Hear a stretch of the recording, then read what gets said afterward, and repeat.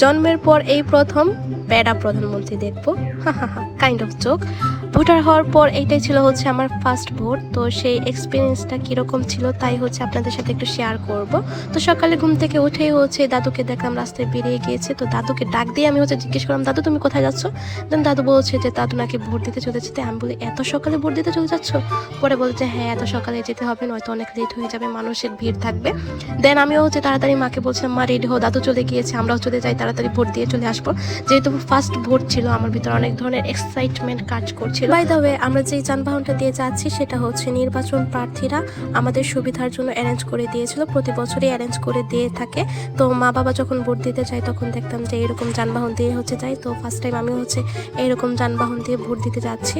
তো আমরা হচ্ছে অনেকটাই প্রায় কাছেই চলে এসেছি। আর আমাদের ভোট কেন্দ্রটা ছিল একদমই হচ্ছে আমাদের বাসার পাশে, খুব বেশি একটা টাইম লাগেনি, মাত্র 10 কি 15 মিনিটের মতন টাইম লেগেছে। তো আমরা হচ্ছে প্রকৃতি দেখতে দেখতে আসছিলাম আর দেখছিলাম রাস্তাঘাটের কত উন্নয়ন করেছে, কত সরকার আসলো আর কত সরকার গেল, কোনো উন্নয়নই হয়নি, ভিতরে রাস্তাগুলো একদমই বাজে অবস্থা। তো দেখতে দেখতে হচ্ছে আমরা একদম ভোট কেন্দ্রে চলে এসেছি। অ্যান্ড ভোট কেন্দ্রে এসে আমরা তো একদম হা হয়ে গিয়েছি। অবশ্য আমরা বললে ভুল হবে, কারণ মা তারা হচ্ছে আগেও ভোট দিয়েছে, মায়েদের এক্সপিরিয়েন্স আছে, কিন্তু আমি তো দিইনি। কিন্তু এত অল্প মানুষ দেখে আমি সত্যিই হচ্ছে অনেকটাই অবাক হয়ে গিয়েছিলাম। তো যাই হোক, কাকাদের হচ্ছে জিজ্ঞেস করে আমরা লাইনে ঢুকে গিয়েছিলাম, আমাদের ওয়ার্ড লাইনে।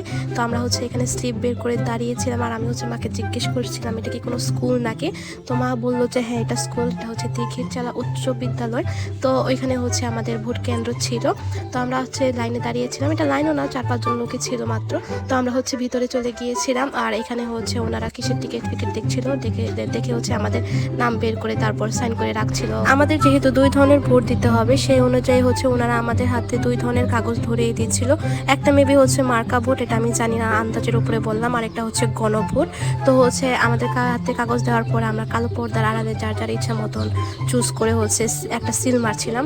দেন হচ্ছে সিল মারা শেষে আমরা বের হয়ে গিয়েছিলাম ভিতরে। তো যেহেতু ভিডিও করা যায় না, আমিও ভিডিও করি না, আর যেরকম সিচুয়েশনে হচ্ছে ভোট দিয়ে থাকি সেই অনুযায়ী ভিডিও করাই যায়, বাট এটা হচ্ছে একদমই আনইথিক্যাল, তো আমি হচ্ছে করিনি। দেন হচ্ছে আমি ভোট দিয়ে একটু ভিডিও ক্লিপস নিচ্ছিলাম।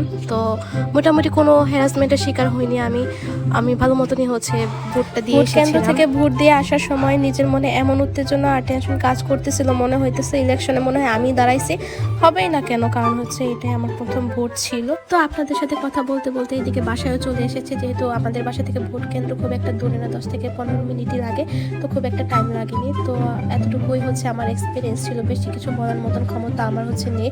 তো কে জিতবে কে হারবে তা তো আমি জানি না। তো আমার নেতা তো আমারই থাকবে, ভাই দেশের নেতা দিয়ে আমি কি করব। যাই হোক, বেড়ার প্রধানমন্ত্রী নির্বাচিত হওয়ার আগে এটাই আমার লাস্ট ব্লগ হবে। Bye bye.